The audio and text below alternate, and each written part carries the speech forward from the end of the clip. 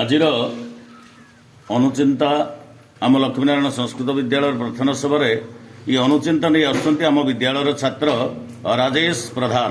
ଶିକ୍ଷକ ଓ ରାସ୍ତା ଏକା ଭଳି, କାରଣ ସେମାନେ ନିଜେ ଗୋटे ଜାଗା ରୁହନ୍ତି ଏବଂ ଅନ୍ୟମାନଙ୍କୁ ସେମାନଙ୍କ ଲକ୍ଷ୍ୟସ୍ଥଳରେ ପହଞ୍ଚାଇଥାନ୍ତି। ଧନ୍ୟବାଦ, ବହୁତ ସୁନ୍ଦର କଥା। ଶିକ୍ଷକ ଆଉ ରାସ୍ତା ଇଏ ଦୁଇଟି ଏକା ପରିକା। କାଳିଦାସ ମଧ୍ୟ ରଘୁବଂଶରେ ୟାର ଗୋଟେ ସୁନ୍ଦର ଉଦାହରଣ ଦେଇଥିଲେ ଯେ ରେଖାମାତ୍ରମପି ନ ବ୍ୟତୀୟୁଃ, ମାନେ ଶିକ୍ଷକ ଆଉ ସାରଥୀଙ୍କର ଯେଉଁ ନୀତି ନିୟମ ଏସବୁ ରେଖା ମାତ୍ର ଏପଟ ସେପଟ ହୁଏ ନାହିଁ।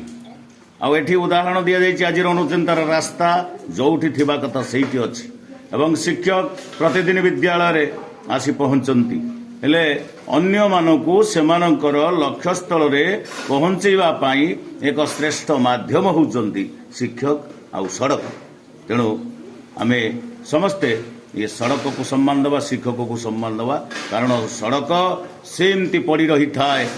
माने ग्रामपथ कवितार विनोद चंद्र नायकंकर से लेखा जे आसीबा दिनर बंधु से पुणी जीवा दिनर से बंधु, अर्थात जड़े से गाँ को आसे जिते बड़े जन्म निए बा गाँर गोटे बहुटे से गाँ को प्रवेश करे, जो पथ दे पुणी मृत्युवरण करे मशाणी की जाए सही पथ दे।